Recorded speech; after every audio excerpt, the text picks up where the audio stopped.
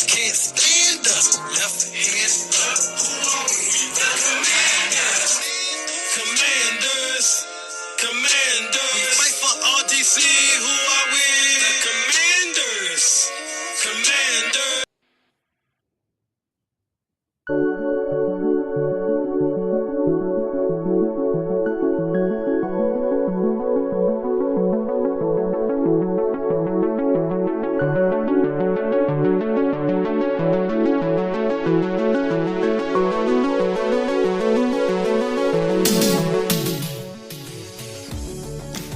Episode 473, the MVPs of the sports talk and pop culture talk, the Flex On podcast.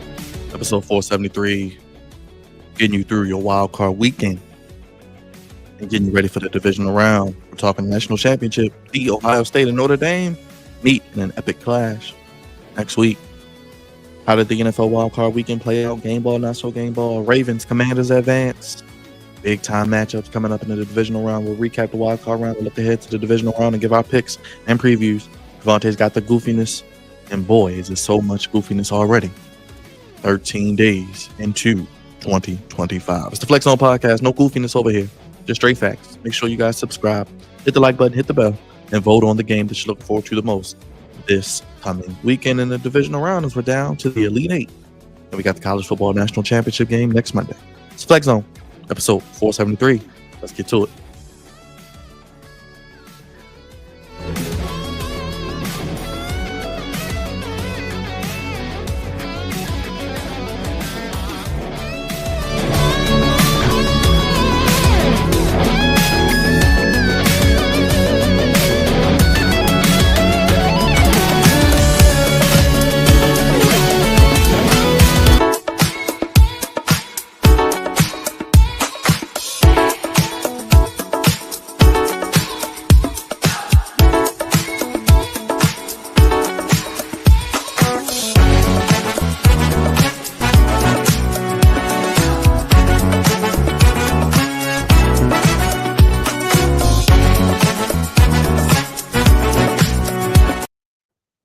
Running through the competition like Derrick Henry, Lightning McQueen was running through those Steelers defenders on Saturday night.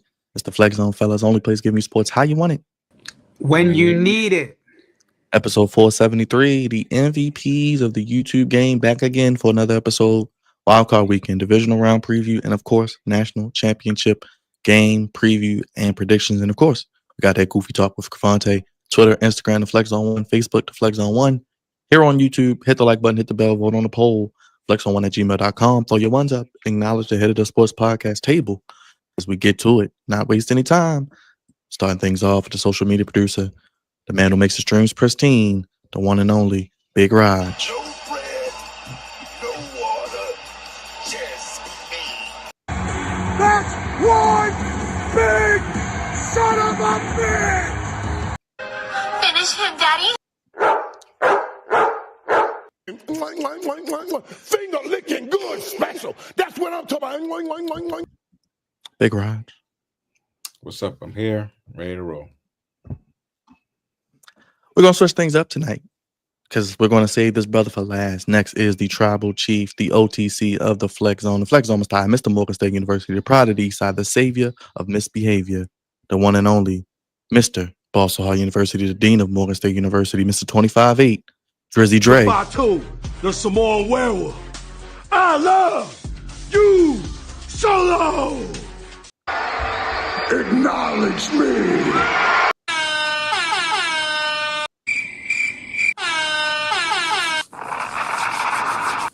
Sultan of Swab, what's going on, brother? Hey, fellas, I'm excited. You know, normally I go last, but you know what? For once, for what happened last night, I'll allow it this one time.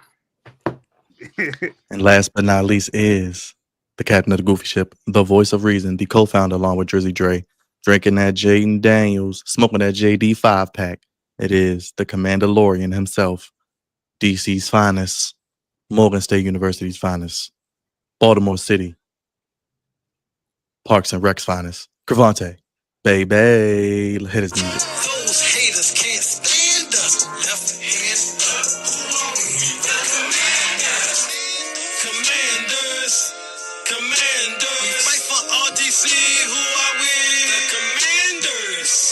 Commanders. Commanders.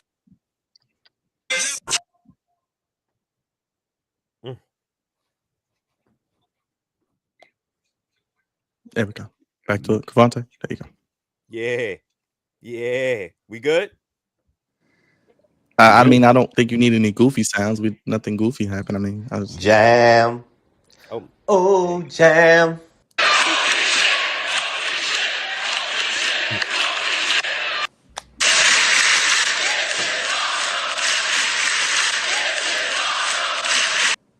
Cavante still on Cloud 12.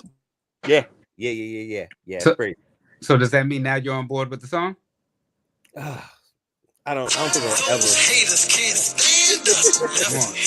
Come on. Time to come around there. Commanders. We fight for RDC. You actually fight for RDC now, though. That is actually dope. Yeah. It is actually dope. You can't deny it. You actually fight. You actually fight now. You don't just get your ass whipped. It's different. It hits a lot different now. It feels good to be on the other side of the beatings, giving them instead of receiving them. Absolutely. Feels amazing, man. Instant. I really love doing instant reactions for nights like last night. Man, it felt good, felt amazing. I was actually on the phone before I got on with Byron, couple of my homeboys from back around the way, and it was like, yo, this is crazy. As soon as we all got on a conference call, and as soon as I tapped in, oh, it's going crazy. It was an amazing feeling, and that's just a small sample size of how the city and the District of Columbia is. They showed out, man. They really showed out down Tampa Bay, man, and made their presence known and their presence felt. And it's just amazing how much can happen in a year. I always say, man, Dan Quinn said, not rebuilding, recalibrating. And I was like, you crazy. We ain't got no quarterback. We ain't got nothing. You tripping. This is gonna be a long road. And my God, Jaden Daniels came, and everything else is history, man. Even though it's a short-term history, but it's been an amazing ride. I don't care how this thing ends. I had a good time. Definitely have, and we got one more week at least more, Cavante, of the good times. So we'll see what happens. We'll tell you all about that and Cavante's thoughts on the game coming up and this past weekend. But we continue the good news. If you're in the chat right now, please hit that like button, hit that subscribe button, hit that bell. If you're new, vote on the poll, sound off. You can super chat us, donate to the channel. Cavante, was a good weekend for you because it started on Friday night as the Ohio State defeated Texas 28-14. It was a closer game than a lot of people thought. But Ohio State pulled away late. Texas with some goofy coaching choices. And it now sets up the Ohio State, where we thought the coach would be fired. They lose to Michigan and the national championship, taking on Notre Dame. And for the first time ever, we talked about it. 36-year-old Marcus Freeman, the first time a black head coach. I know, Raj, I got to remember the Asian part. But a black head coach is in the national championship game. And he actually went to Ohio State, Cavante. So what a matchup we may have on next Monday, culminating this unique college football season. How you feeling? It's been a really good overall. I think it was pretty solid college football playoff, and for the most part it was pretty predictable, outside of like Oregon getting thrashed by the Ohio State. I don't think nobody saw that coming. But with the Georgia quarterback situation, I kind of could see them losing. You know what I'm saying? Big ups to Notre Dame, and Coach Freeman. He deserves it. He deserves everything that's coming because he's withstood some stuff at Notre Dame. Notre Dame's still going through a lot with the whole independent thing, and since they're not really in a conference, they don't really get priority as far as like if they go undefeated or what have you. But he's weathered the storm, and for him to be so young is also big ups to him for that, because man, you really got to put some skin in the game to make an impact. But it's great to see him. Great to see him there. But unfortunately, we got to get him. We got to get him up out of here, man. The Ohio State, pretty much after they beat Oregon, I was like, that's it. That was it. I thought the winner of that game, the Rose Bowl game, was going to win the championship. And I think I will be correct. And Ryan Day, you get a pass. If you win this championship, you get a pass for wetting the bed against Michigan. Well, we'll get our picks a little later, but I think we know where Cavante is leaning. Raj, how do you feel about how this playoff has played out? We had a really good game with Notre Dame and Penn State. We thought it was going to be a boring slobber knocker. It turned out to be a overtime thriller. Well, last second field goal. Walk on. The transfer guy who was a walk on Notre Dame, Mr. Jeter. How do you feel about the championship, or is the Ohio State going to demolish Notre Dame? Like the last time they were in the national championship game, I think that's when Alabama rolled tide of Manti Te'o and his imaginary girlfriend. Oh, that was so long ago, but I do remember that. Oh, and shout out to Manti Te'o. Well, he's doing a great job on TV, man. Him and RG3. Yeah. I gotta give him credit. He is. On Christmas. He did a great job on Christmas. Holla at us, Manti. We love to have you on the show. You know, him and his imaginary lady. But like you said before, he broke up with her.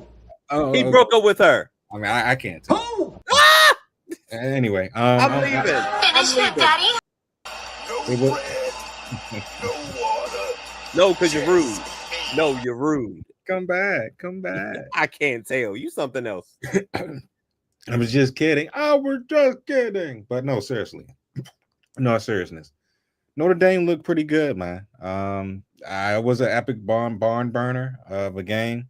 I didn't really expect, to go for them to, do that, but it was cool to see. But I think the Ohio State is going to wipe the floor with Notre Dame. I think they're going to destroy them. And although it's a nice story with the African American / Asian dude, he's gonna get his ass whooped, and that's just what I think, man. And they might keep it. They might fight. They're gonna fight. They're gonna fight. I just think Ohio State is just a better team. I mean, they didn't beat Oregon. They beat the number one team in the conference, and then they smashed Texas. So I'm like, I'm rocking with the Ohio State. I'm rocking with the Ohio State. Drizzy Dre, go ahead and how you feeling? Man, I just got the best news of the night. At this point, it's nice to have, this national championship game, but my heavens. Coco Jones is performing the national anthem, baby. Woo! Y'all know how I feel about some Coco Jones. Good looking woman. Good looking woman.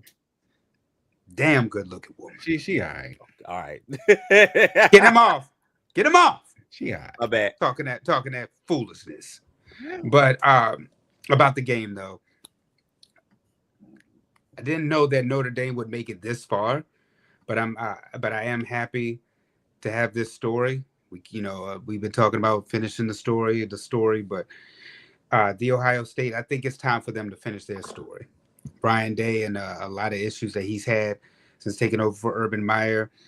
Can't beat Michigan. They lost again to Michigan. But it's funny that how the playoff format is now. Because had this been the BCS, this would have never happened. Teams losing, you have one blemish and you're not even in contention. But with this format, it gives teams an opportunity to be in there. I'm glad that some of these teams got in there, especially the Ohio State having some key losses. But that Michigan loss is one of those when sports, how we say sometimes in a losing effort, it can be good for the team. Ever since that Michigan loss, this team been like they skyrocketed up. So it might have actually helped them because, like you said, they went in, they beat Tennessee, beat Oregon, beat Texas. I mean, Oregon and Texas were two of the favorites to win the whole thing. So for them to do that, hats off to them. Hats off to Ryan Day and what they've been able to do. And Smith, I love that receiver, man. What I've seen out of him showing up and showing out, I can't wait to see what they have in store against Notre Dame. Uh, it might be hammer time, but it's time. We keep talking about finishing the story. It's time for the Ohio State to finish their story and win another championship. We shall see what indeed happens there. Dre, let's go to the wild card weekend. Let's go to the Ravens. They did defeat the Pittsburgh Steelers 28-14, heading to Buffalo Sunday night. We know 6:30, as we did predict here on the Flex Zone. Sunday night primetime, CBS with Jim Nance and Tony Romo and his man, what y'all call him, man crush Josh Allen. Yeah, about to say, but he's gonna be sucking them off. Oh, he's gonna be smooching up to him, man. Whoa, sucking them off. I mean, that's what they do every time Josh Allen and Patrick Mahomes get on there, CBS and NBC be up there just sucking them off, man. They just suck them dry, man. Well, what's your thoughts on the Ravens, Dre? We gotta get your thoughts on the Ravens. Step away for a little bit, dominating the Steelers. I know you defended Mike Tomlin yesterday. You can defend him again if you like. Heading to Buffalo, the two MVP candidates going at it. Yeah, I like, of course, what Lamar is able to do out there, showing up, showing out, because we already know that, we all know that Lamar Jackson was going to put on an MVP type of performance. Derrick Henry running the football the way that he did. I was really happy for this team. And I keep saying that it's in steps. Step one, beat Pittsburgh. He did that in the regular season. It was time to do it again in the playoffs. Step two, go ahead and beat Josh Allen. Y'all right there. As one of y'all is going to get MVP or possibly co-MVPs. So we'll see what happens with that. That's step two. Let's focus in on step two before we get to step three. Each thing you take one by one. I need Baltimore, the way that they played against Pittsburgh, the way that they played these last couple games since the bye, and the way that they played against Buffalo. I need that type of effort in order for them to continue this momentum. But I do like definitely what I've seen from the Baltimore Ravens. There was only one blemish I didn't like was the back-to-back touchdowns that they gave up in the second half. But they were able to clean that up and play shutdown defense afterwards. So I think that Baltimore, they'll clean up those mistakes and be ready for Buffalo. As far as Pittsburgh, Mike Tomlin, I keep hearing a lot of people talk about a new voice. It might be time. No, if they just need to give him the resources, give that man a quarterback, and let's see what he can really do. Some people keep talking about Ben Roethlisberger was there, but Ben Roethlisberger was on the decline, and y'all did not draft a quarterback. And right now in that division alone, you have two of the top 5 quarterbacks in the whole sport. How in the hell do you expect Mike Tomlin to overcome that? Like, I don't understand this talk about bring somebody else in and get a fresh voice. Who as that New Day champ? Who? No. There's nobody that you're gonna be able to get in there. Ben Johnson. I don't give a damn if it's Bill Parcells, Bill Belichick. There's no way that Pittsburgh Steelers team is gonna go anywhere unless they have a quarterback to compete with Lamar Jackson and Joe Burrow. It's like going to the AFC West when you have all those quarterbacks, or the NFC North. It's just, or right now the NFC East. It's just, if you're in a division where the quarterback play is just elite, it's going to be hard to overcome that. I don't care how much you run the football and play defense. You need a quarterback. Give that man a quarterback, and let's see what he can do. Thoughts on Buffalo real quick, Jay? I think this is actually going to be a closer game than last time. I don't think that it's going to be a blowout game, but I do anticipate Baltimore winning. But I do see Buffalo playing a lot better. I mean, this team is a night and day compared to what they were when they played the Ravens. Amari Cooper, Cook, they're all stepping their game up. And the formations that Buffalo has been able to come up with since acquiring these new acquisitions, I think that, like I said, it'll be a closer game, but I still anticipate that the Ravens can win this game.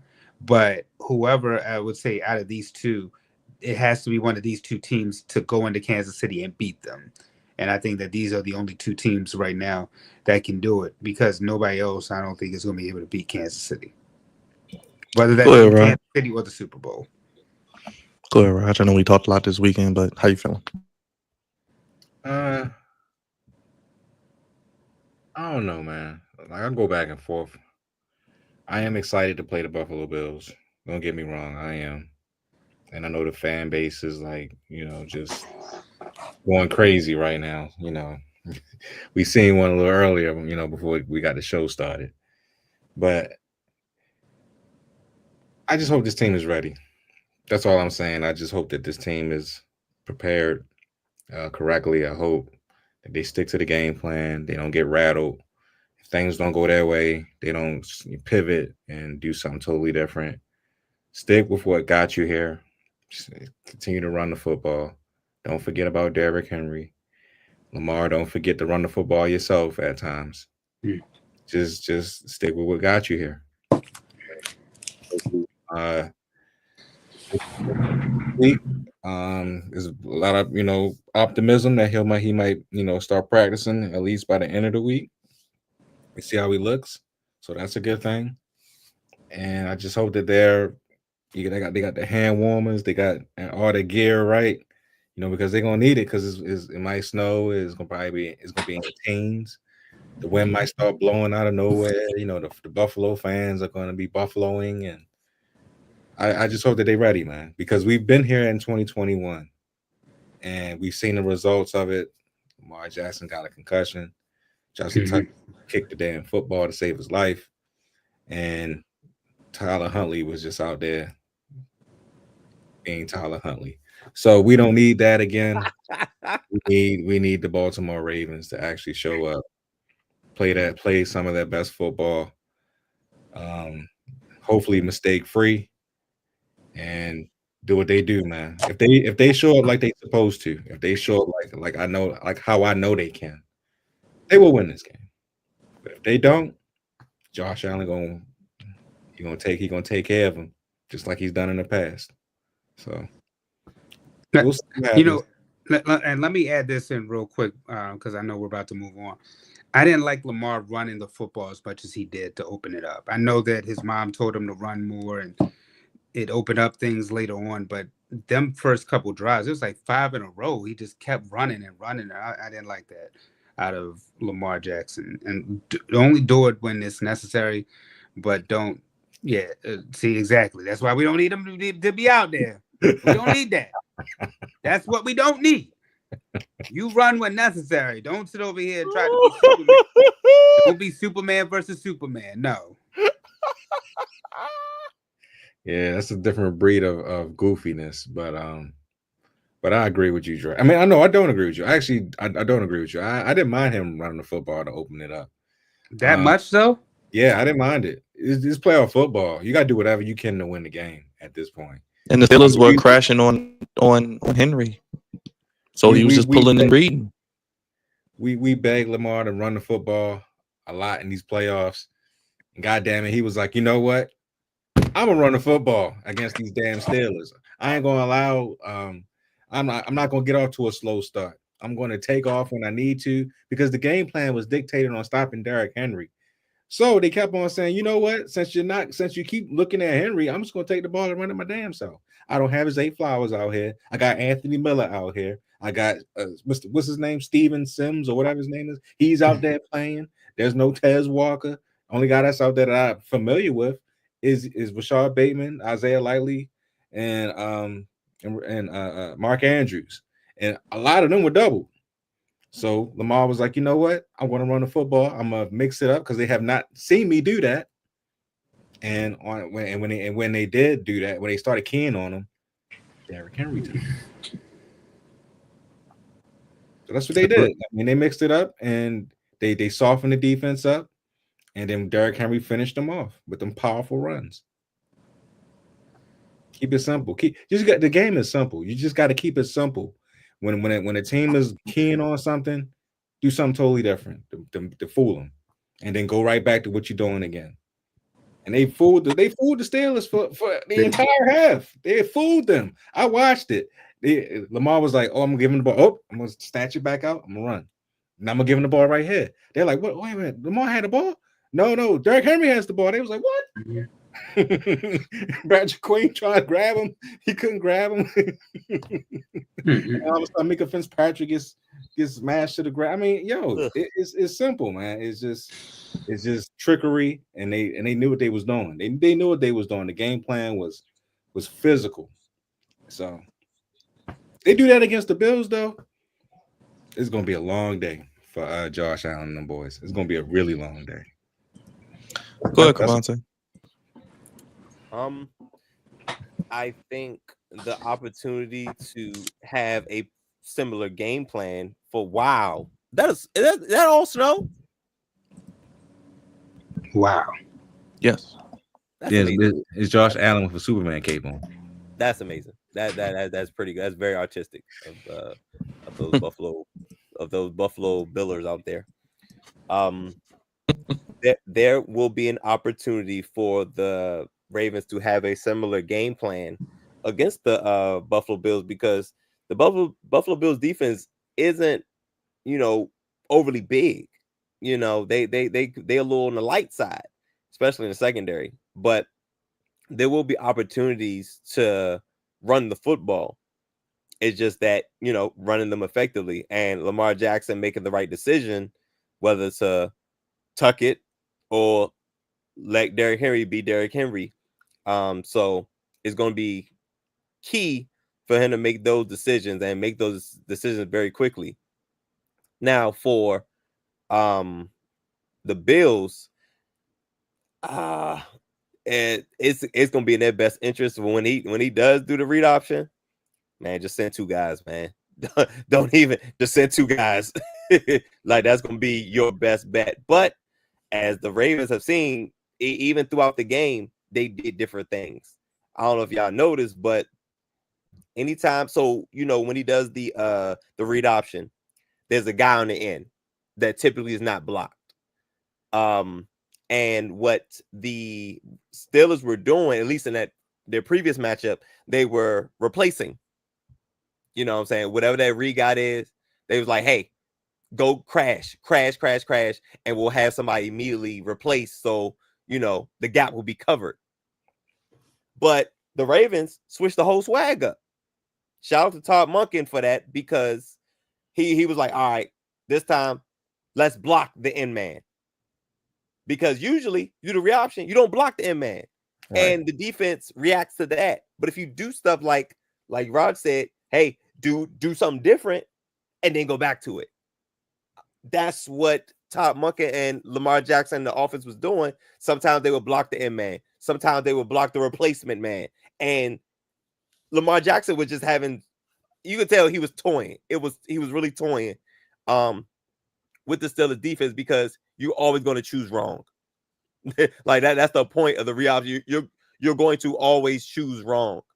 And the Steelers chose wrong on a very consistent basis. So I'm going to be, it's going to be interesting to see how Coach McDermott, what he does, what his game plan is to stop Lamar Jackson, because everybody has a game plan. Is it effective? Their best bet, they got home field. So use whatever, you know what I'm saying, to your advantage. But in inclement weather, folks gonna run that ball. So it's gonna be very, very interesting. And also defensively for the Ravens, getting Josh Allen on the ground. Get that boy on the ground. That man is about that physicality life. Make him touch the ground often. Because if he gets out of it, because he has the same similar, he doesn't have the same ability because he's not the athlete Lamar Jackson is, but he could do some similar things. It's hard to get him on the ground. He can extend plays. He can run a little bit. You know what I'm saying? So he's going to present a very huge problem for the Baltimore Ravens defense. So tackling is going to be crucial. Tackling Josh Allen specifically is going to be very crucial. But it's going to be a great matchup. This is the Sunday night game. Of course it is. This is the perfect way to end divisional round, weekend. Well, speaking of perfect way to end divisional round weekend, Cravante yesterday, last second, doink of destiny. The Commanders get it done. Last second field goal. Riverboat, Dan, Quinn, like Gambit out there. You guys pulled it out. We did a post game last night, Cravante. How are you feeling? And now that you have 24 hours, you got to go to Motown to get two-step with Smokey Robinson, Stevie Wonder, the Jackson 5, rest in peace to a lot of them. Motown, Detroit. It's going to be rocking on Saturday night. Fox, number 1 A crew. How you feeling, man? Man, it's crazy, man. It is really, really crazy. Just, whew, man. I tell you, Raj, you said, but before we got on the air, how you wanted to, Dan Quinn, like, what are you doing? That was me. That was me. I'm like, all right, man. Whew, all right, let's kick this field goal. Jane Daniels still on the field. Jane Daniels still on the field. What are we doing? Hey, what are you doing? Sometimes it worked, and a couple times it didn't. But my gosh, we went for I think we had five fourth down. We went for 5 times, I think. Yeah, I think it was like 5. And got 3 of them.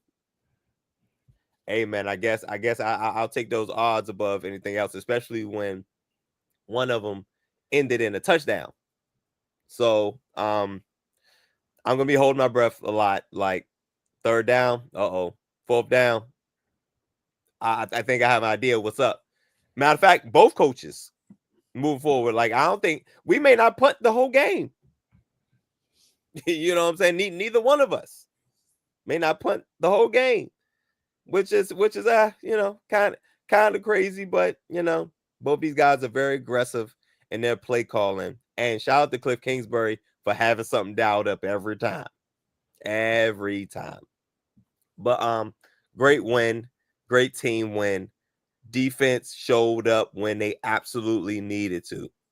Again, with 20 points. This defense has gotten better as the year's gone on. I gave a lot of praise in in our post game to our defensive coordinator, Joe Witt Jr., because he didn't have a lot to work with. Benjamin St. Juste was out there a lot. Mike Davis was out there a lot in the secondary, and it was bad. I still am not going to forgive Benjamin St. Juste for giving that touchdown up to Mike Williams against the Steelers. The game was supposed to be won, but it's all good. It is all good. We're finally here. The defense is finally getting better. Marshawn Lattimore did not have the best game, so hopefully it gets better moving forward because Mike Evans won the battle. Marshawn Lattimore would definitely take the war, but the individual battle was lost. And it's all good because shout out to Dan Quinn and Joe Witt Jr. again for adjusting and switching things up, because clearly Marshawn Lattimore was getting a short end of that stick. And we was able to switch some things up, and pretty much after his last touchdown, it wasn't too much more to happen. You know what I'm saying? So I love how we're adjusting defensively, and Cliff Kingsbury played a hell of a game plan, called a hell of a game. And of course, Jane Daniels out there looking like Nelly, you know what I'm saying, with the scratch, you know what I'm saying, right here. Big things. And of course, last but not least, special teams, Byron. We talk about it every week. Special teams. You can win and lose because of special teams. And Gonzalez has been very consistent over the past, month or so. And my gosh, you want to talk about a moment. He had a whole malfunction. I don't know if y'all know. He had a whole wardrobe malfunction with his shoes and stuff right before the kick. He kept messing with his hair before he put his helmet on as he was running out there. And apparently he has OCD, Cravante. Okay. Well, there it is. That's why he does that, so he stays in rhythm. So he does everything a certain way, and it has to be a particular way before he goes to kick, and that's why you saw all that. Fair enough. I thought it was just too cold for him to do that. Yeah. Well, Yeah. probably. So he's been very, very consistent. Trust Way, we didn't punt the ball at all. So Trust Way, nothing happened. But I feel more and more they seem more reliable as the weeks go on, which is cool. Hell of a matchup right here, though. Definitely hell of a matchup. Go ahead, Dre. You want to hop in there, man? I know you love the D, Motor City, Motown. I do love Motor City. I love, Ben Campbell and what he's been able to do for the Lions organization. Like I said on the post game, this will be a tall order for the Washington Commanders, but I think that they actually do have a good chance because that Lions defense has just been so suspect with all the injuries. And when you have good quarterback play, I think that this will be a better matchup than what people are probably anticipating. And I think that I'm happy just for DC alone because we haven't seen this type of buzz since RG3. And then for him to actually go in there and win a playoff game the way that it did, the best playoff game of the entire weekend. Shout out to Jalen Daniels. You belong. At this point, we already knew he was Rookie of the Year, but at this point, it probably, if it wasn't for him having such a good season, it would have probably either been Bo Nix or Brock Bowers from the Raiders, but definitely Who's the All-Pro? Yeah. You know Look, I'm just happy with what he's been able to do. So, hats off to what Washington's been doing, and they're going to continue to build after this season for sure. Yo, in that picture, Right. it kind of looked like Tyreek Hill a little bit. It looked like Tyreek Hill too. I was like, what's going on here? But maybe he's coming to Washington. He wants to be traded. Man, that asking price gonna be too crazy. I know that asking price gonna be too crazy. I don't know, man. I don't know if it might be. It might be just right. Just right, Raj. But they didn't mander, Raj. No, they did not, and that's a good thing. I'm glad they didn't mander. I'm glad they didn't beat themselves. I'm glad they didn't do anything crazy or silly. Well, they tried to. Well, your coach tried to, but Jaden Daniels wasn't having that. So, yeah, man, he's the whole key to this situation. He's definitely the guy that y'all been waiting for.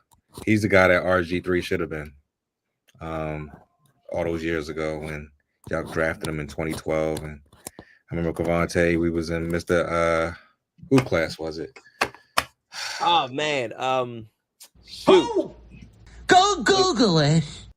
No, it's not. It's not Googleable. Yeah, this one actually isn't Googleable. It's not Googleable. Was we in not Stern class? Was we in Miss Red? Stern. No, not Peanut Head. No, but no, it was I'll think about it. Was it anyway. Jordan? No, he had glasses. He was Dr. Capano's friend.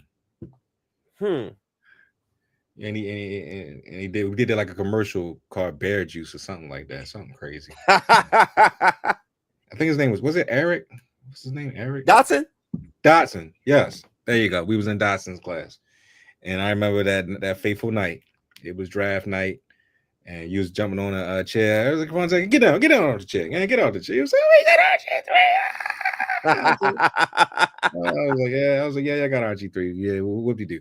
But no, seriously though, that he is everything that RG3 should have been all those years ago, and he's living up to the bill. He's living up to the name.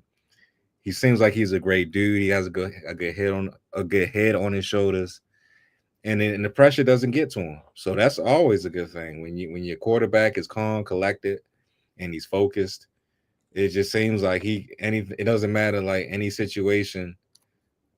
He's just going to try to get through it and do it the best way he knows how, and that's pretty much making plays down the field. If he has to run the football, he does it.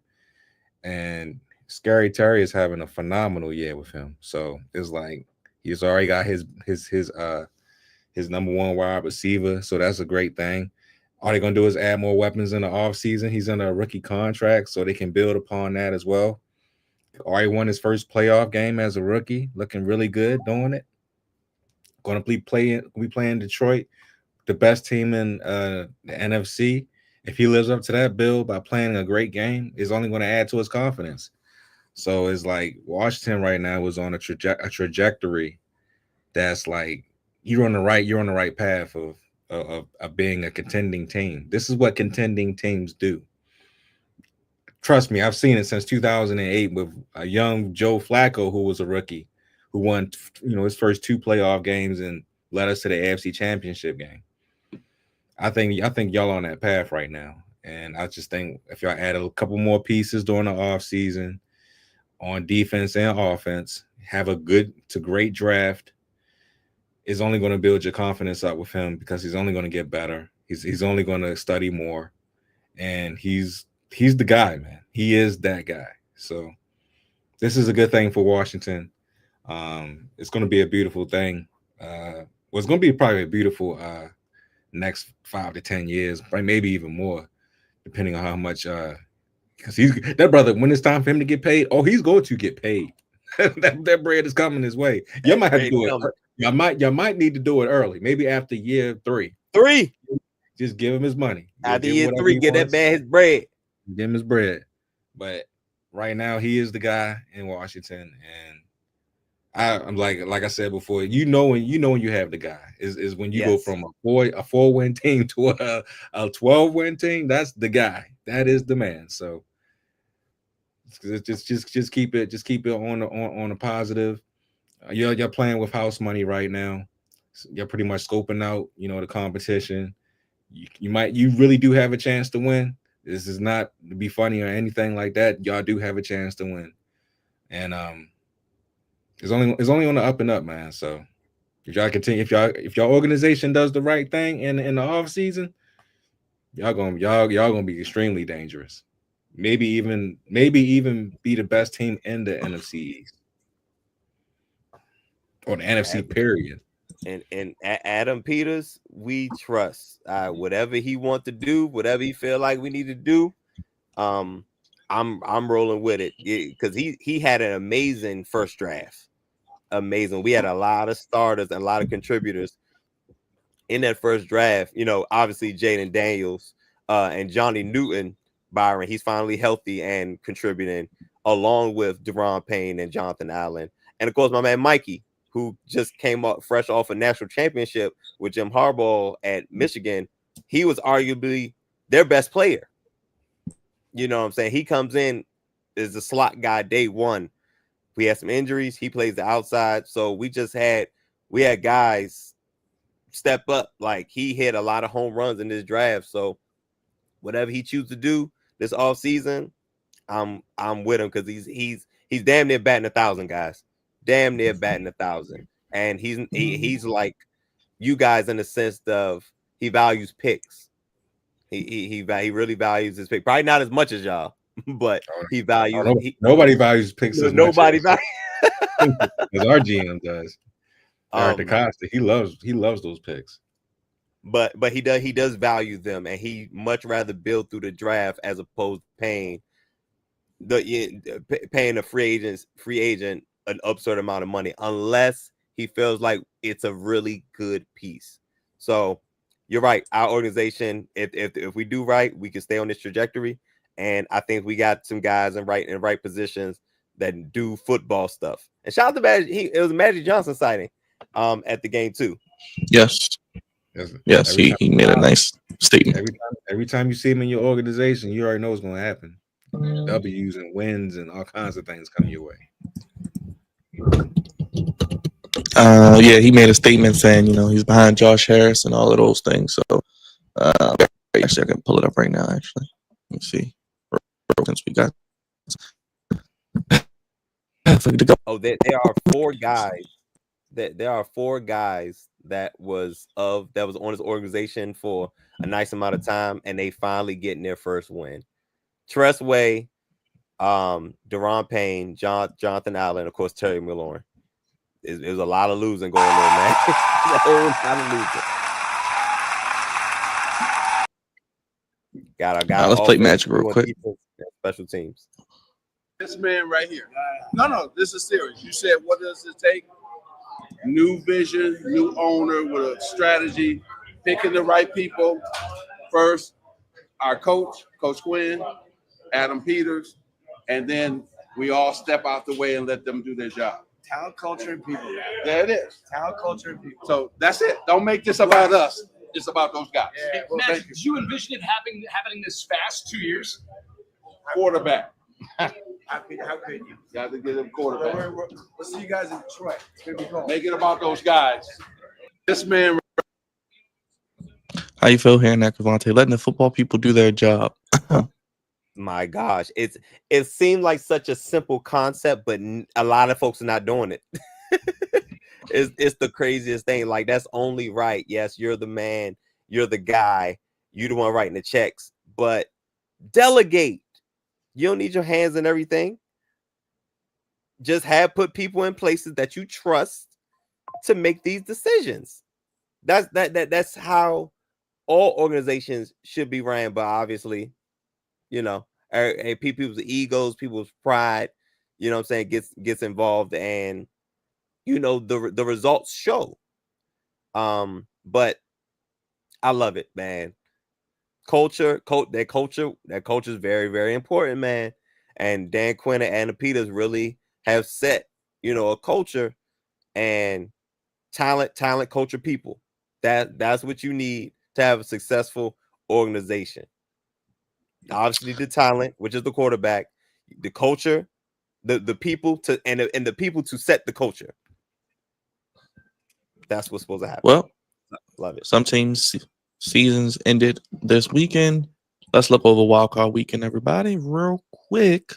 Saturday, Raj, we started with the shocker maybe of the weekend as the Texans beat the Chargers 32-12. Justin Herbert throws 4 picks, only thrown 3 all year. Charger last playoff win 2018 against the Ravens, ironically, in Baltimore. But Houston, do you think they maybe found something? Defense seemed like they played well, and CJ Stroud playing like CJ Stroud.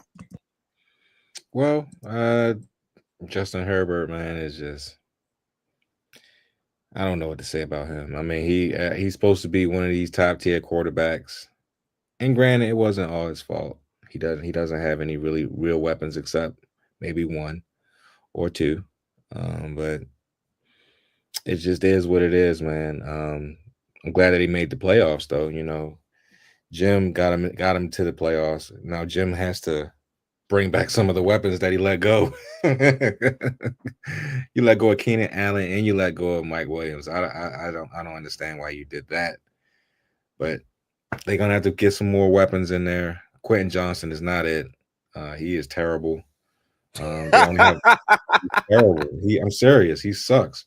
And they're gonna need to draft. They're gonna need to draft a wide receiver. Maybe draft a running back or a couple running backs because Gus and J.K. were god awful as well.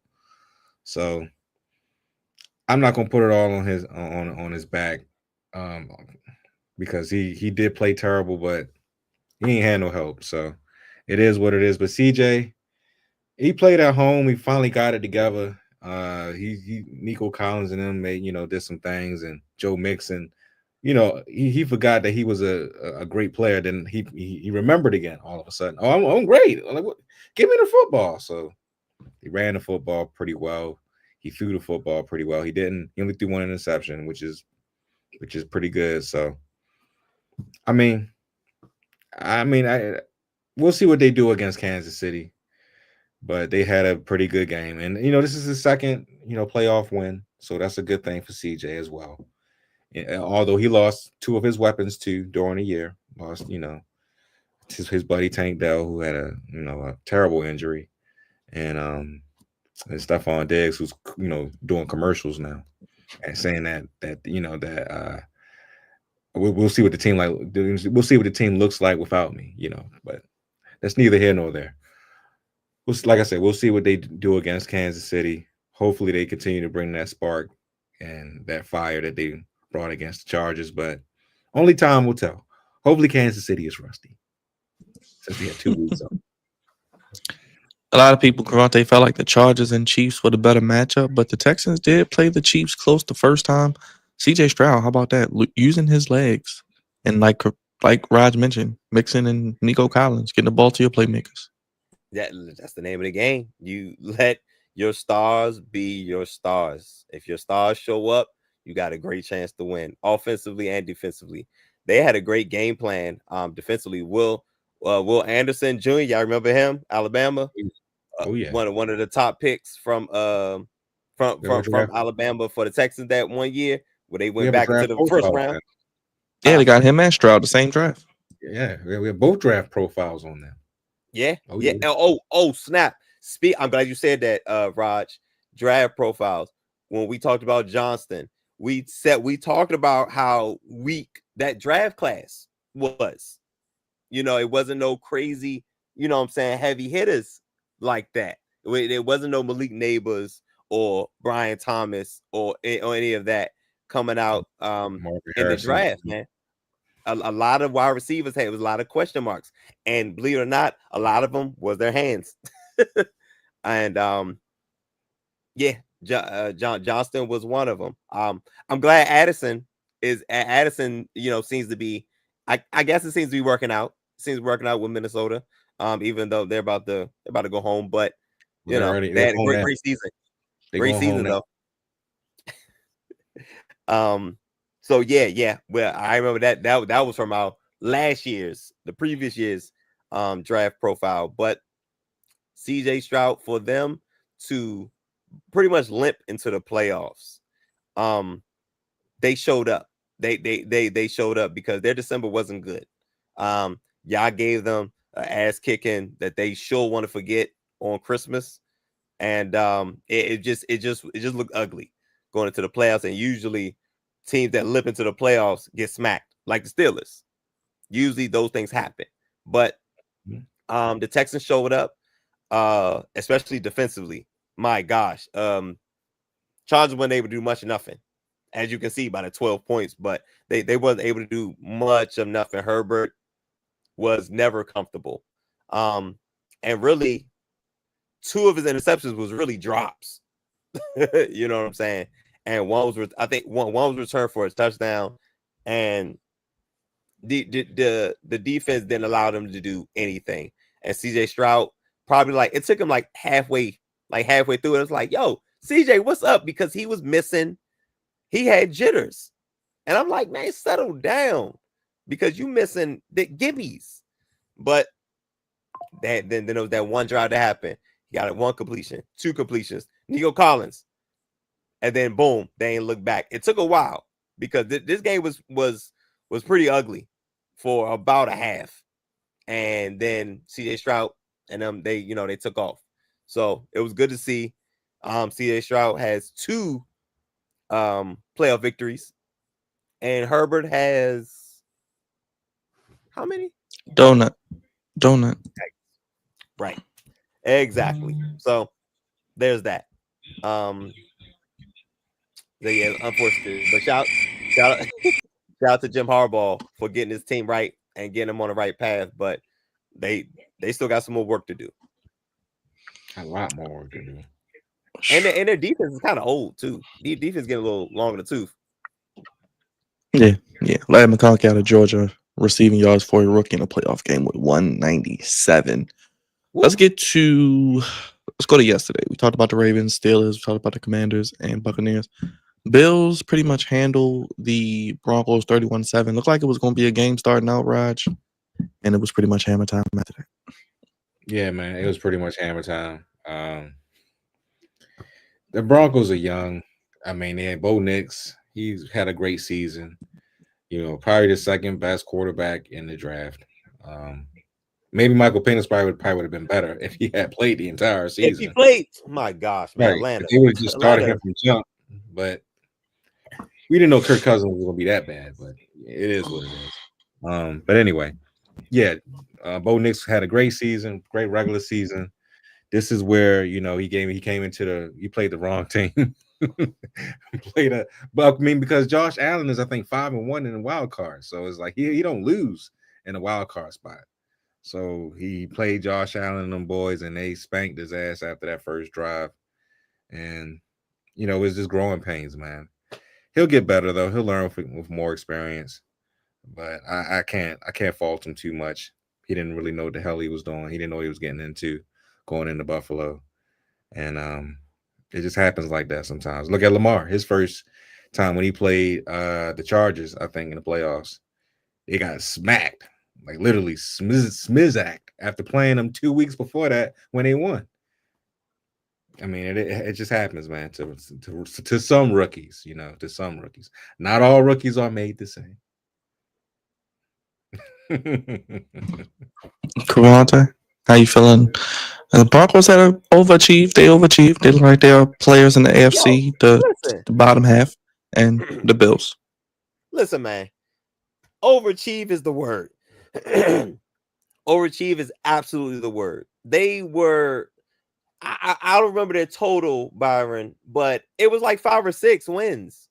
Like that was their team total for the year. This team was not supposed to be what it was. Like Sean Payton has done an amazing job with Bo Nix. And Bo Nix, he looks like he belongs too. You know what I'm saying? And he's competing in that vaunted division and year 1. So Bo Nix will be better as it goes on. And I was not a Bo Nix fan. That's Dre's guy. I was not a Bo Nix fan. But he can play. Absolutely can play. But the game went how I thought it would. It was a tall order, huge order. And, it's like one of those things where beginning of the game, it's like, all right, it's kind of close. They kind of close. They're competing. They're playing well. And then it's like eventually the cream is going to rise to the top. You know what I'm saying? Like they have a huge advantage at the quarterback position. Not as huge advantage at the coaching position because Sean Payton been around before, but huge advantage in the quarterback position. And Josh Allen was eventually going to be Josh Allen. And the Broncos defense aren't slouches, but Josh Allen presents a different set of problems than that defense is used to. That's just what it is. And it's not much experience on the Broncos team as far as players. There's a lot of experience in head coaching, but not that much experience in players. And in the most important position, quarterback, is no experience. So, them getting dog walked was pretty predictable. Well, break out your books, ladies and gentlemen, because up in Philly, Raj and Cavante, they were beating the Packers. They started reading on the sideline. I don't know what's going on with that goofiness, Cavante. I know we got Goofies of the Week coming up. Raj, yeah, find that out for me. Raj, what is going on with the Eagles? I know they won, and we'll get into the box score. I think Jalen Hurts only had like 100 yards, 130 yards. What the hell's going on with the Philadelphia Eagles? Like you said, I know you were upset about the Saquon Barkley situation. Could they still be? Now we know they're going to play the Rams. Could they get got? Of course they can get got. They're a team that doesn't play well all the time. I mean, their defense is great.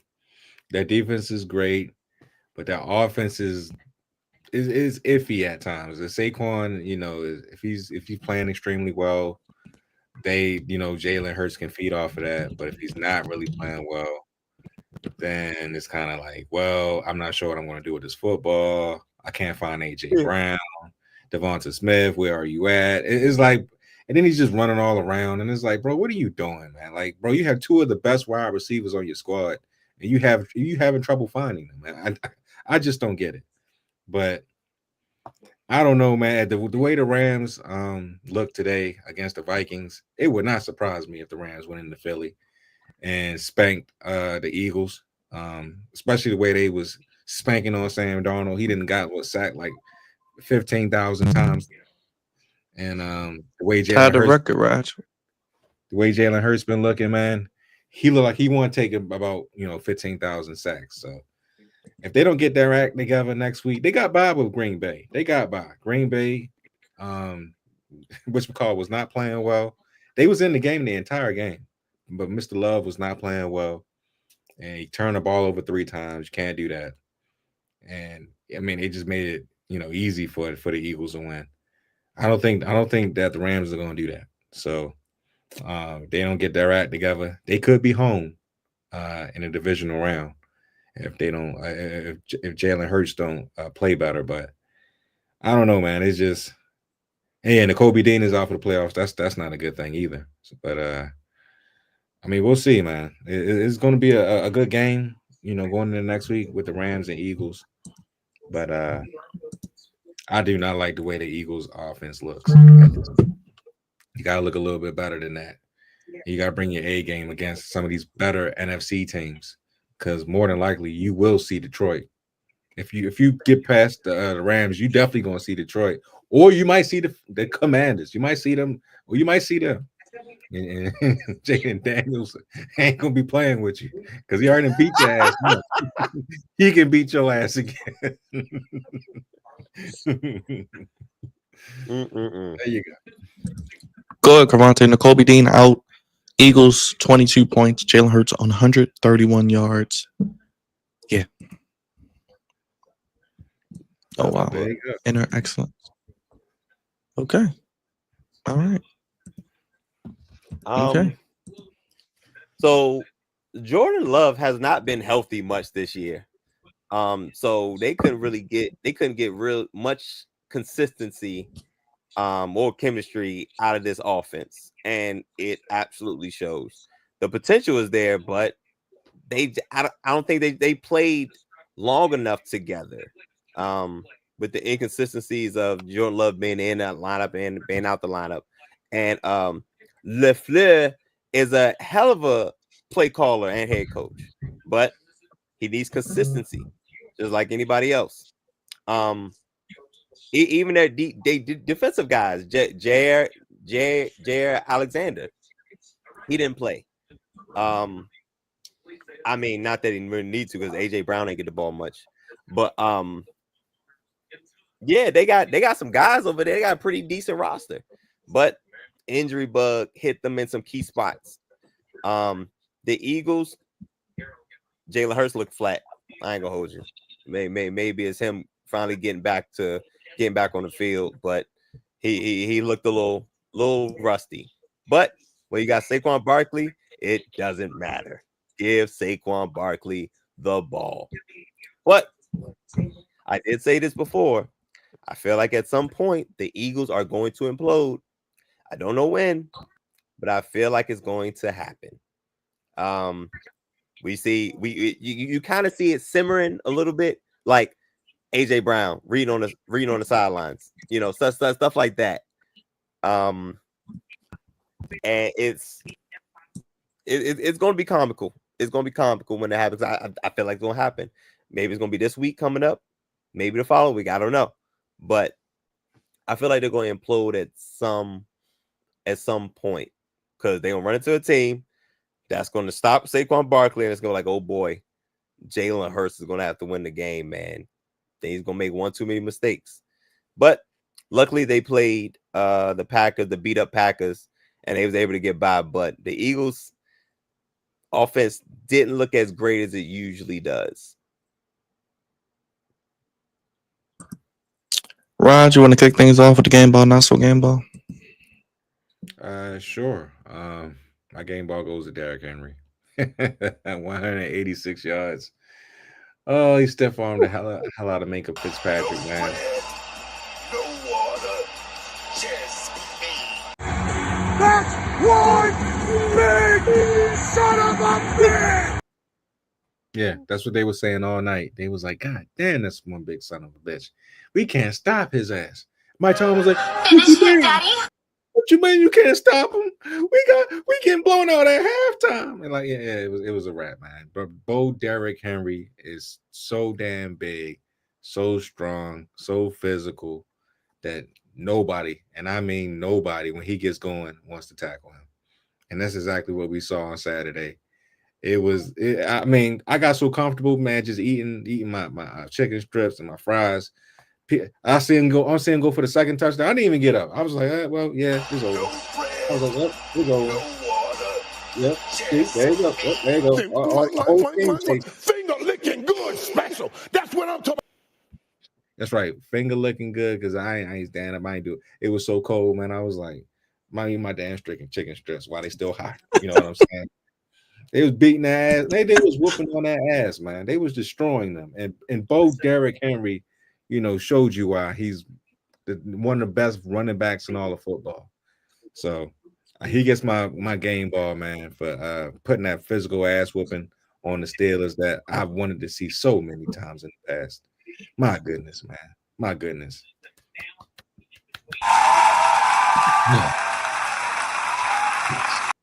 Yes. But my not so game ball has to go to these damn Minnesota Vikings, man. Damn, I was gonna say that. I was gonna say that. I'm at the gym earlier, man. I'm looking up at the TV screen. Every time I look up, Sam Darnold was on his back, man. Sam Darnold was a mattress actress tonight. That what was it? 6 sacks? It was 6 to 7 sacks tonight. You said he tied the record, Byron? Yes, 9 with 9. God, he got 9 sacks. Damn, they finished with 9? Jeez. Finish him, Daddy. Hey man, he was trying to be like that woman that had 1,000 men. I'm sorry, did I say that? Yeah. But anyway, yes, he was on his back a lot. He took a lot of punishment. Hopefully he's healed. Hopefully he ain't seeing ghosts. But Sammy D, man, and it wasn't all your fault either, because that offensive line didn't do you any favors. But the Vikings could caught a mean ass whooping. Sam Darnold is going to need a lot of ice water, ice bath. Hopefully you still get paid in the off season due to your great regular season. But man, that was terrible, man. That was god awful. That was the Sam Darnold from the Jets that I saw tonight. And for that, sir, you get my not so game ball for being on your back, just like a adult actress. Adult actress. Start low and high. Cravante, do you have a game ball? Not so game ball. He's too much, bro. So my not so game ball. Damn it. Because sure enough, I was gonna say Sam Darnold and the Vikings. I sure was. Hey, you can give it to him again. No. We can split it around. He wasn't the only one that was bad this weekend. I'm gonna go with the offense of the I almost called him San Diego, the LA Chargers.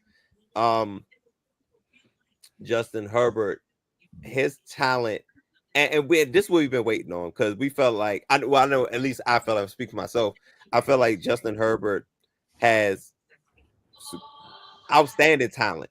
You know what I'm saying? He's a really, really good, really great quarterback. And it's like, man, he just needs a coach that, you know what I'm saying, that won't do dumb stuff towards the end of games. But to have a performance like this and 4 interceptions in his first playoff game, well, not first playoff game in his career, but first playoff game in this super wild card weekend, you can't have that type of performance, man. And then got whoop real bad, real bad. But you know who the game ball goes to. You know who the game ball goes to? Jaden Daniels for being. Haters can't stand us. Yep. Commanders. We fight for all these. Well, being a phenom, being an absolute phenom. Who that rookie quarterbacks first playoff game on the road? They're not supposed to do that. I think he's the fourth person. He's the fourth one to do it. I think Flacco was on there. Russell Wilson and Mark Sanchez were the other ones to win their first playoff game on the road. It don't happen often, man. And it's crazy to say, but like as a rookie, he be carrying folks, man.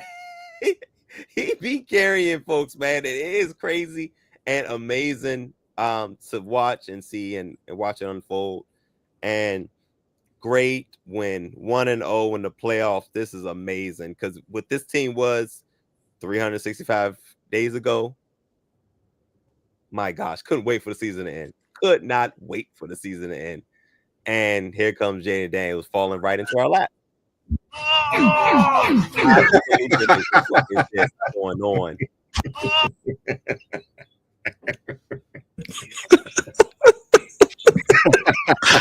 What the sounds again?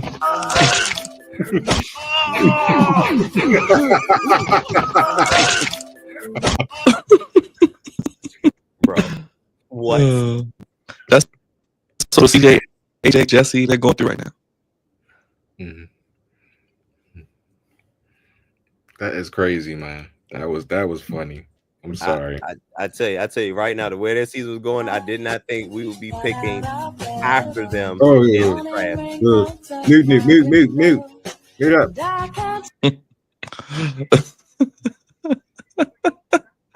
Poor Vikings fans. Oh man. I did not think the Commanders would be picking after the Vikings in the draft. I did not think that was a thing. Ronto, you want to do Goofies while we wait for Dre? Sure. All right, let's get the Goofy. Let's get the Goofies of the week. Let's bring them up. The one and only Goofy. Of course. Something wrong here.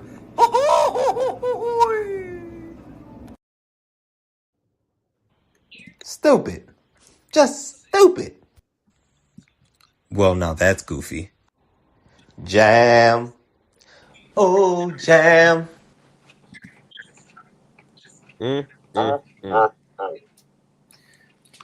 Good people.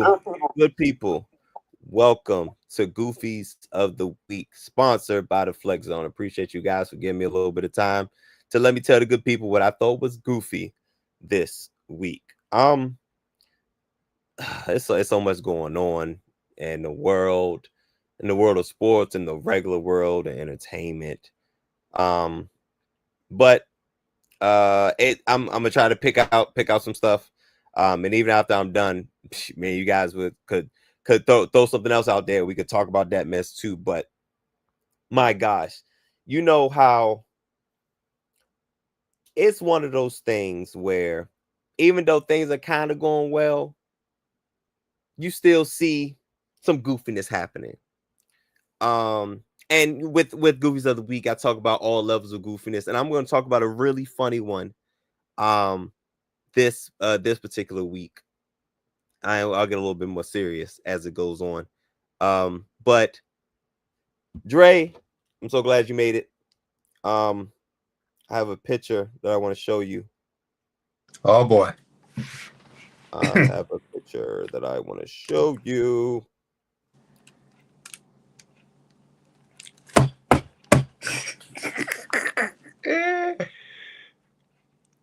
I kind of want to get the book, man. Yo, I was gonna say, listen, what's not goofy is the opportunity that he can make this work for him. But the goofy side of it is that. So, and it is goofy. It's goofy because of what has happened previously. Jalen Hurts and AJ Brown have not had the best of relationships between one another earlier in the season. AJ Brown obviously being arguably top five wide receiver in the league, and he just like any top tier wide receiver or any wide receiver at all, he wanted the ball. And Jalen Hurts he has to be the CEO. He has to be he has to run the organization. He's the one who has to, he can't say wild stuff. He's not in a position to say wild stuff. But there's been some rumblings in the locker room between those two, and it has not all been good. Fast forward to yesterday's matchup between them and the Packers. AJ Brown, no target, no catches. You know what I'm saying? I don't know what his final stats are, but it wasn't what you would think a top 5 wide receivers stat should be. Is that not reading? But I know, but I want to commend. It's funny, goofy. He on the did he know he was going to be getting the ball and brought the book with him, or do he just always have the book with him? You know what I'm saying? What was the mindset beforehand? And because like during the football game, like you supposed to be locked in. Like, when do you think you're gonna have the opportunity to? Oh, let me read a couple pages. Like, when do you legit think you're gonna have that opportunity? But he had the opportunity. What's his stats? He had 1 catch for 10 yards. 1 catch, 3 targets. Yes. The entire game. My man said, I'm not involved, so I'm going to sit here and read this book instead of going off like I know I could and cause a stir up on this here Eagles sideline, even though we winning. This is what I'm talking about. Dre, I've been saying this for a while now.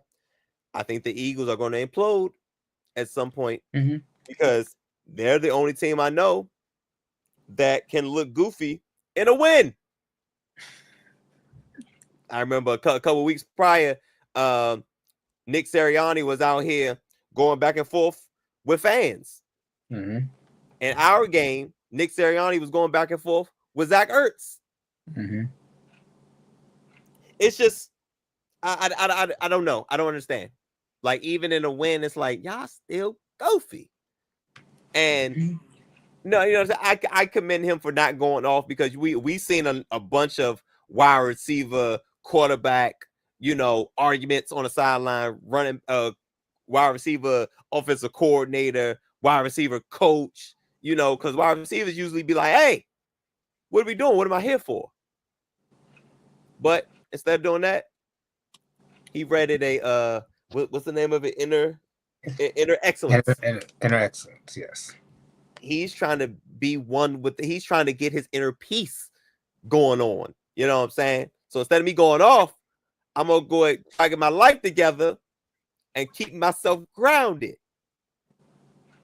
I like the thinking, but that's funny. But that's goofy as hell because it's like, y'all usually teams that's what it's like, yo, they're not happy, they're not celebrating. He over there with a book and reading like he don't want to read it. Like he got homework or something. Like, bro. Well, now it is an Amazon bestseller. I was gonna say, yeah, they need to break him off. Listen, he done put bro. that book on the map. Listen. And apparently he said it helps him focus. He said when he gets focused, he said it helps him get refocused. That's right. He's being very mindful. I thought he's very demure in this case. Demure. You know? Pretty goofy because it's like, because you could tell he was mad, like they're winning, but he's like, oh, like I read this book. You know what I'm saying? So that was very goofy. But it was haha because they were winning. It'd have been totally different if they were losing. Like if the Packers were winning and they were losing and he still had 3 targets and 1 catch and he over here like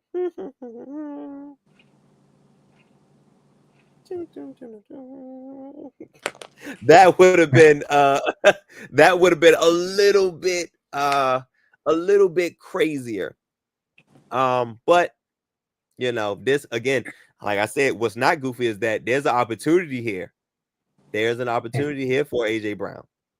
And apparently he's done this before. Really? Huh. A reporter said that he's done this a couple times. Huh. Well, that might be that might legit be his thing. But there's an opportunity here. Maybe he can be a spokesperson, not even just for the Inner Excellence books, any books. He might have voiceover work for him, you know, for himself. Who knows? What this opportunity could potentially present for him. So yeah, that's I thought that was pretty funny. Next, word on the street. Deion Sanders is intrigued about Dallas. Word on the street. Deion Sanders is intrigued about Dallas. Put your damn thumb down. Intrigued Now, when I hear the word intrigued, when I hear the word intrigued, I would like to know that can we go deeper with this? What do you mean by intrigued? Like, are you considering? Are you thinking about it? Are you just like, it'd be nice type of thing? Like, how serious is this? Because he also said he loves coaching with Colorado. So how serious? Byron, you got to zoom in on that, brother. That look like Mr. Mogul print right now to me. There you go, brother. Thank you. He said, "My eyes, baby. I can't." So I hope this is just what it is. He's intrigued, and it leaves this alone. Stay in Colorado. Please continue to help those young men prepare themselves for life. I really don't want to see Deion in the league. I don't think it's going to be the same. And I'm not even sure they're going to respond completely to Deion. Who knows? But I know kids will. And that seems to have worked. Now, I also don't want Deion Sanders to go into a goofy situation. And the Cowboys organization is very much goofy. Still led by Jerry Jones. I heard Jerry Jones say, matter of fact, I wonder if I got a video. I got another video. Dre, I might have another video for you. Jerry Jones says something. So that he was all up in the videos. He was all up in the dancing. Videos. It was a video about Jerry Jones. It's not coming up. I like so much risk and stuff. My whole thing is crazy right now. Yeah. But he was. It was about Magic Johnson. It was like a half and half where Magic Johnson and Josh Harris was on one side and Jerry Jones was on the other side. And Josh Harris said, the video that we showed earlier, Dre, I don't think he was here, but he was speaking about with Josh Harris, like, hey man, this is what happens when we have a new vision and a guy who's really about, making things better and all this and that. And Josh Harris said, talent, culture, people. That those are the three major things that's that's really important to having a good organization. And then after that stopped playing, Jerry Jones, I think this is it. What does it take? New vision, new owner with a strategy, picking the right people first. Our coach, Coach Quinn, Adam Peters, and then we all step out the way and let them do their job. Talent, culture, and people. There it is. Talent, culture, and people. So that's it. Don't make this about us. Any consideration to finally giving somebody else that time? No. Just no. I bought the team. I think the first thing that came out of my mouth. Anybody here was at that press conference? Okay, somebody asked, did you buy this for your kids? And I said, hell no, I bought it for me. And I didn't buy an investment. I bought an occupation. And I bought something that I was going to do. I was 46. I bought something I was going to do for the rest of my life. The facts are that since I have to decide where the money's spent, then you might as well cut all the bullshit out. Yeah, what does it take? Hey, yo. He said, I didn't buy this for my kids. I brought this for my damn self. So what's gonna happen when what's gonna happen when you die, Jerry? Team can't come with you. Nah, it's gonna turn into the Green Bay Packers. Dallas owns the team now. And that's the difference between the two organizations now. In the direction where the Commanders are going and where the Cowboys have been for quite some time. What was this? Yo, they really. That's the speculation. They're saying that they're going to trade Dak to Tennessee, get the #1 pick, draft Shador, Draft Shiloh, draft all the Sanders boys. Probably somehow get Travis Hunter too, I guess. Get the whole gang back together. If that happens, bro, what in the world? I mean, Tennessee. FanDuel put it out there. Tennessee. And they have the number 1 overall pick. What? Y'all good and crazy. But I don't know. It might be a rumor. I don't know. But Tennessee, boy, y'all. Bro, for that, they're not going. They could only get two of the 3 because you're not going to get Travis and Shador. You're only going to get Shador and Shiloh. You're not going to get both Travis and Shador unless you get them back-to-back picks. Nah, man. But anyway, that's why the Cowboys are where they are, because Jerry Jones is not relinquishing anything, which is why I'm hoping Deion Sanders is just intrigued and not interested, because God damn it, Deion, don't go to that mess. I'd rather you go to Vegas for all that. But also, this is a part 2er to this one. Why the Cowboys do that to Mike McCarthy? Why the Cowboys do that? Why the Cowboys play with that man like that? You know damn well you was not trying to resign him and blocking him from getting interviews. That is some petty, underhanded stuff, Jerry Jones, Mr. GM. This is why the Cowboys are where they are. And petty. Mike McCarthy, you deserve better. Get up out of there.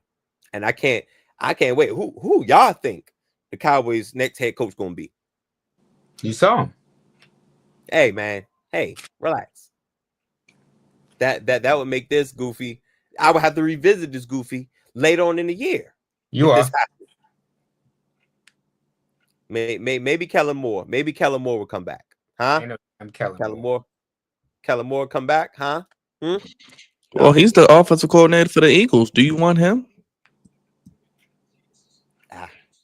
I don't know what. Is he bringing Saquon with him? He bringing Saquon with him? That would be the only. You talking about sweeten the pot. But yeah, shoot, y'all got any other goofies? Those are my 2 goofies.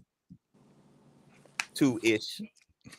I talked about the Cowboys and Deion Sanders, but yeah, no. I mean, there's plenty of people that are goofy. I don't know if that's sports related though. I mean, you got Drake. You got Drake.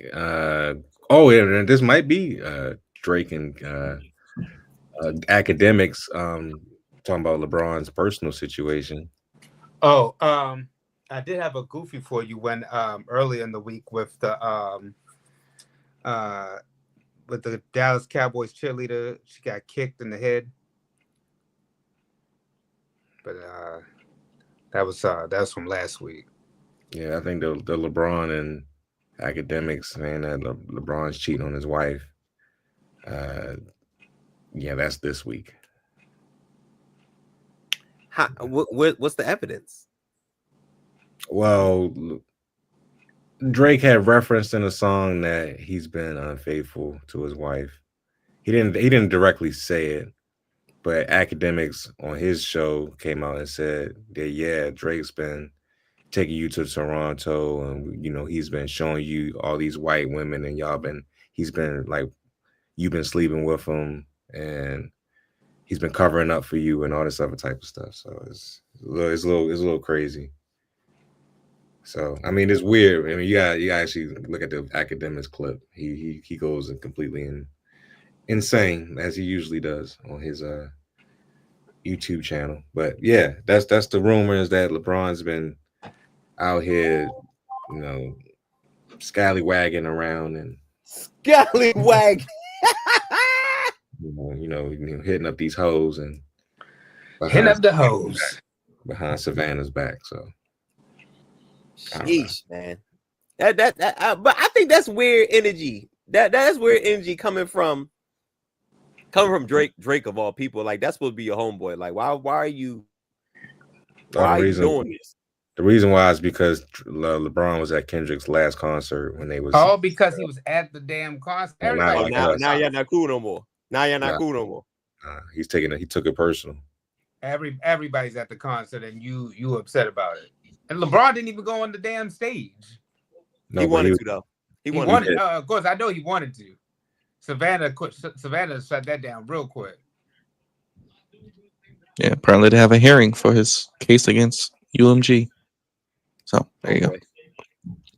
Anyway, those are you know. He was with Steph tonight. Oh, he cut his hair. Unhand him. Look, let the light skinnedness set in, man. Light skin is in, right, Byron? Oh, Drake cut. Hey man, they made the brother cut his hair, man. He went back to his original look. Yeah. Byron will tell you. UMG. But yeah, that's my goofies of the week. Cowboys goofiness with Deion Sanders. Hopefully it doesn't get any bigger than what it is now. And of course, AJ Brown getting some good reads in on the inner excellence while the Eagles are winning and he's not getting any production. Y'all know my line. There's a thin line between goofy and great, and all these brothers are on the wrong end of it. Got to do better. Gosh, something wrong here.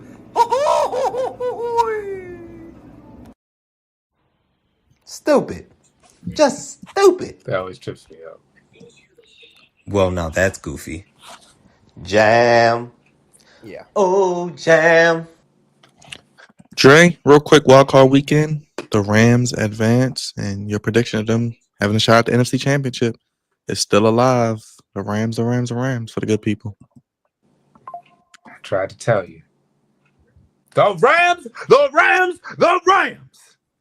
They'll go into the NFC Championship game. I'm telling you right now. It's the upset of the week. I already see it, baby. There's nobody that's out there that can stop this team right now. The Rams. It's going to be the upset this week, this Sunday, against the Philadelphia Eagles. Book it. Hey, man. Nice for defense. I like it. I like it.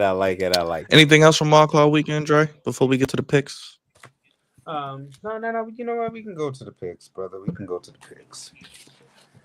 Okay. We start things off. Let me go to the bracket here. Start things off Saturday at 4:30 on ESPN with the Chiefs and Texans. Dre, I know you got the picks, so I'm gonna let you do your thing. I'm gonna pull this up. So this past week, wild card weekend, Byron, you went a perfect. Now 8-0.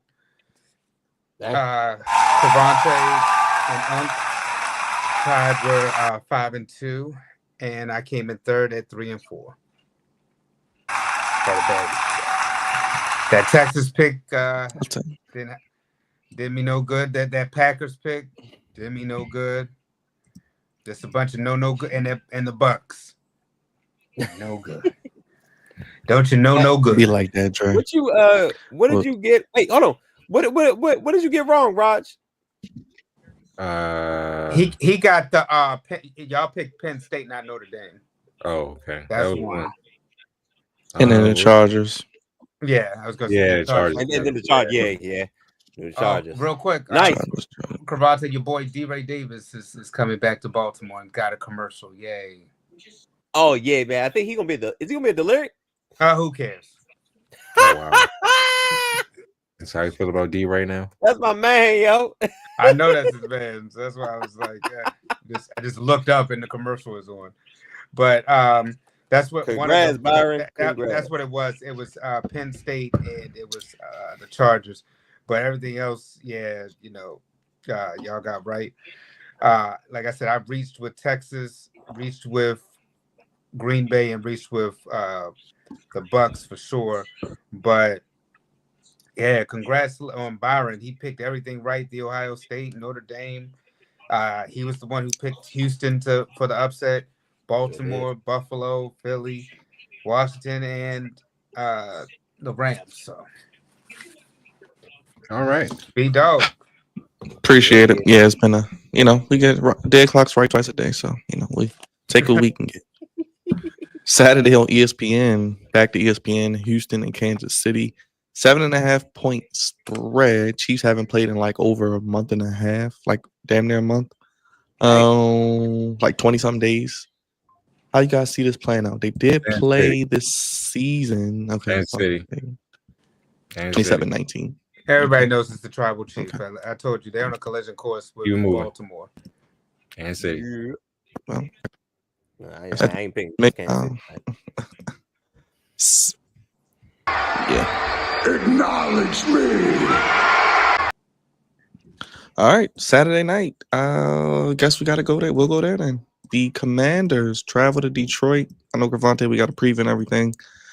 How are you feeling heading into Motown on Saturday night? Man, I'm on a high right now, man. I know it's a tall order. I think they're over a touchdown favorite. I think it might be 8.5 or something. 8.5. Man, forget it, man. I'm just keep going.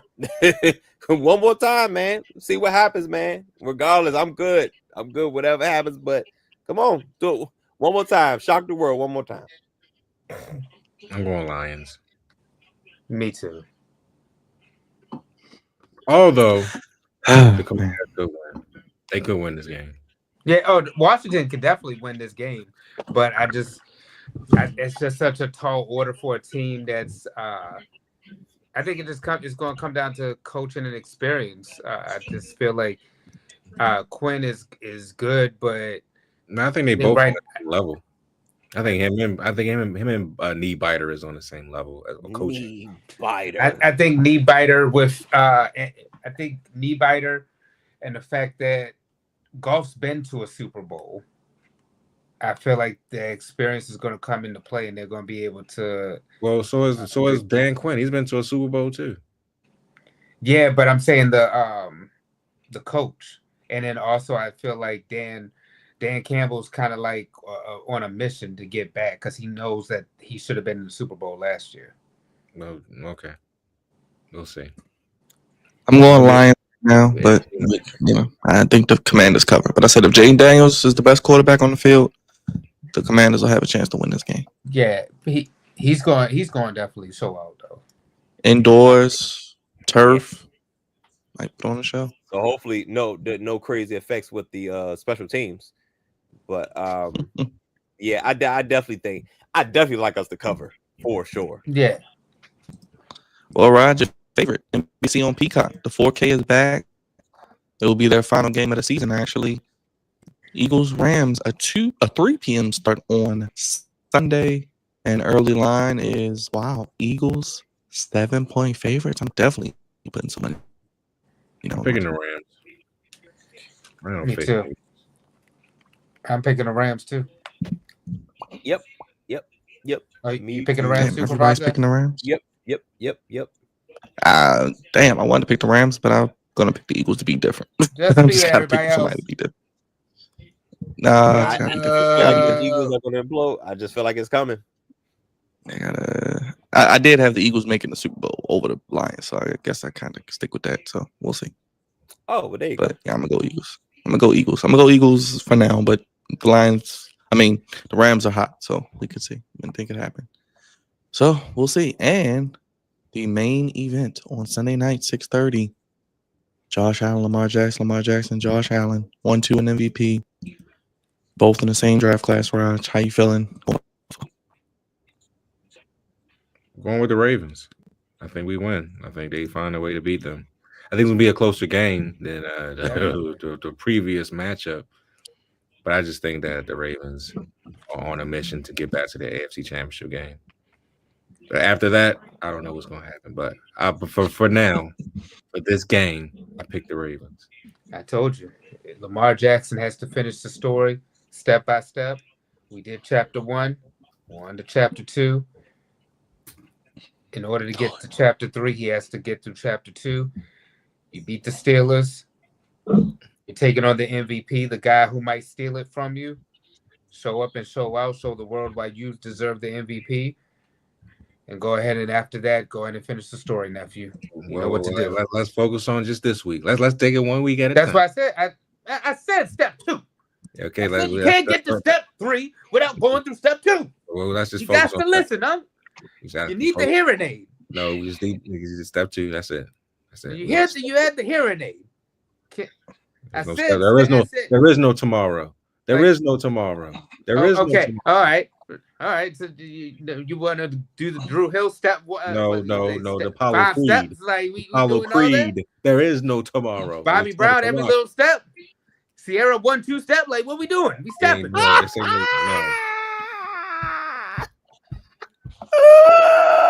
Cavante, how you feeling? He said, "You step, I step, we step together."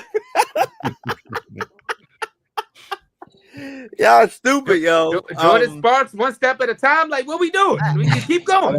I like Jordan Sparks. I like. Me too. That's a good song. Ravens, man. It got to be. It got to be the Ravens, man. If the Ravens, excuse me, don't make it back to the AFC Championship, this year was a wash. It's gonna be a wash anyway. They don't make it back. But we're gonna be different, Byron. You gonna pick the Bills? No, I'm not gonna be different, but I'm very nervous about this game. I'm as nervous as I am as going to Kansas City. You were nervous about every goddamn game, bro. I was nervous about the Steelers game. I wasn't nervous about the Steelers. I was only nervous about the Chargers. I'm nervous about what the Ravens might do to themselves. That's what I'm nervous about. That's the only thing I'm nervous about. I ain't worried about the other team. I'm worried about this team. The only team that should be nervous is Notre Dame because they face the Ohio State. And the ass whooping that is coming. That's the only team that should be nervous. That first black and Asian coach gonna get his ass whooped. Lord. Hey, look, man. I know everyone wants Lamar to be MVP in Baltimore, but Josh Allen is playing his ass off. He's not making the goofy mistakes like Lamar and other guys. He's matured. He has 4 picks, Byron. What are you talking about? No, I'm saying they both have not made the mistakes this year. I'm just saying. I think Josh Allen is playing just as well as Lamar. You want a spoiler alert? You want a spoiler alert? It is what it is. What's spoiler alert? Lamar's gonna get the MVP. I don't care about the MVP. I care about the Super Bowl. He don't even care. He don't even care He's about going the to MVP. get it anyway, regardless. I just feel like this game should decide it. Just have him play. They're playing. Whoever wins gets it. The vote is already in. He's always already in. He's already first team All Pro. He's going to get the MVP again. I don't care about any of that. I just care about what happens Sunday at 6 o'clock. Because if you wet the bed, like Cavante says, it don't matter. Of course. But but it don't matter, period. Because he's at a point of no return. He has to win the entire thing. Same thing for Josh Allen. Same thing for Josh Allen. I think it's the same. Both of them gonna get rid of Cool. I don't think it's the same for Josh. I don't feel that way about Josh. Not the same for Josh. I feel like Josh is a tier under. Like I feel like you said, Brad. Like Lamar, you have to finish the story. Joe Burrow, you were close. Josh Allen is still white. Yeah, there you go. That's the order. That's the exact order right there. There you go. White. That's what it is. It's the white thing. They don't give a damn if they finish the story or not. They only care about if Lamar does it because Lamar has taken his game to a whole nother entire level. He has 2 MVPs already. He's going to get a third one. It doesn't matter at this point. He has to win championships, or is a complete. It doesn't matter. Well, speaking of mattering, what we choosing for college? We Notre Dame or the Ohio State? We told you already. Now. Come on now. I want it to be a close game. Notre Dame does have a good defense, but I don't know if they can score enough to keep up with Ohio State. All right, everybody with the Ohio State. Okay. I don't even know what the spread is. What is it? 8? It doesn't matter what the spread. Yeah, 8 points. Yes, it's 8 or 9. Well, look, 8 or 9 different ways to get that ass beat.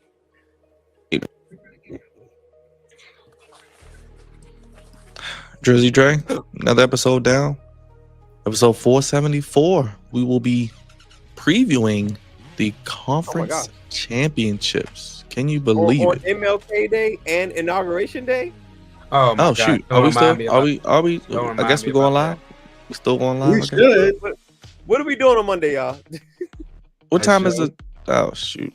I guess we'll talk about it. I guess we know what we're talking about. We'll figure it out later. Hey, look, and I thought we were. I told Queen Mill we wasn't going to do it. I forgot that. I forgot it was, I mean, we have Stay tuned. Stay we tuned, have to ladies. do a show because we got to recap. But then we don't. But Stay tuned, y'all. Stay tuned. We will probably do. We'll do a show. We'll do a show. We'll see. We'll see. But yeah, we'll be here in some capacity, I'm sure.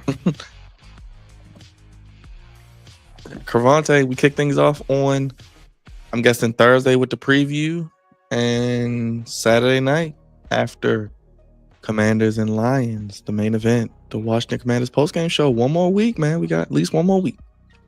One more week. Hopefully, it's a good postgame. Like I said, very proud of this team. Very proud of Jane Daniels, Adam Peters, first time GM, Dan Quinn getting his second stint at being a head coach. Things are working out well, and I can't wait till we really get some talent around Jane Daniels. The sky is the limit. Okay, Biggie. Big Rod. Sunday, will you be eating buffalo wings, watching the Ravens play the Buffalo Bills? With extra sauce on the side, of course. No blue cheese. No blue cheese. No blue cheese.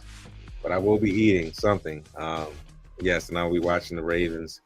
Hopefully, take care of business on Sunday. It's going to be a good game. Either way, it's going to be a good game.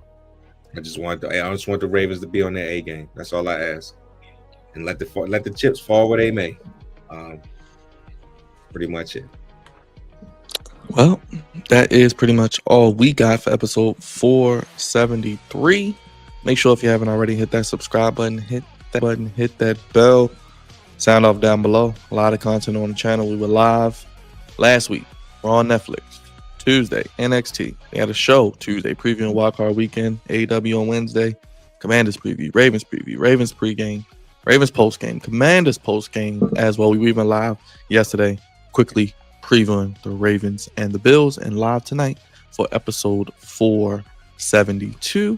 And this week we got AEW, SmackDown. We were live for SmackDown last week as well. Commanders and more Ravens content right here, fellas, on the place giving you sports how you want it. When you need it. We have the co-founder and the executive producer, Andre Melton, Mr. Boston Hall University. Dre, we may we'll have probably post-game Sunday as well. So I'm sure you'll see Dre on the channel as well. The co-founder, the Commandalorian, Captain of the Goofy Ship, voice of reason, drinking that JD5. Still feeling good. Raise the roof, brother. Raise the roof. Social media producer, makes streams pristine, Big Raj. Yeah, we'll probably be here next week now. Think about it. Almost time for your boy to be back in office. Oh, Lord. Get up in this. It was time for 45, 47. They get up 45, 47. 45, 47. Folks don't know all about the Benjamin show. They're going to know now. Oh, man, make sure you check us out. Hit the like button, hit the bell. Plenty of content. A lot of information. A lot of great videos and other stuff coming this week. We got more stuff coming as we head towards the Super Bowl and Saturday night's main event and the Royal Rumble. So for Raj, Dre, and Cravante, throw up your ones, acknowledge us. Twitter, Instagram, the Flex on One, Facebook, the Flex on One, and TikTok for however long we got it. Flex on Podcast, Cash App, the Flex on One, and as always here on the Mothership YouTube. Have a good night, everybody. Thank you for watching. Ravens and Commanders advance divisional weekend. It's only up from here, and we'll be previewing next week the conference championship games. Thank you for watching. Have a good night, everybody. Peace.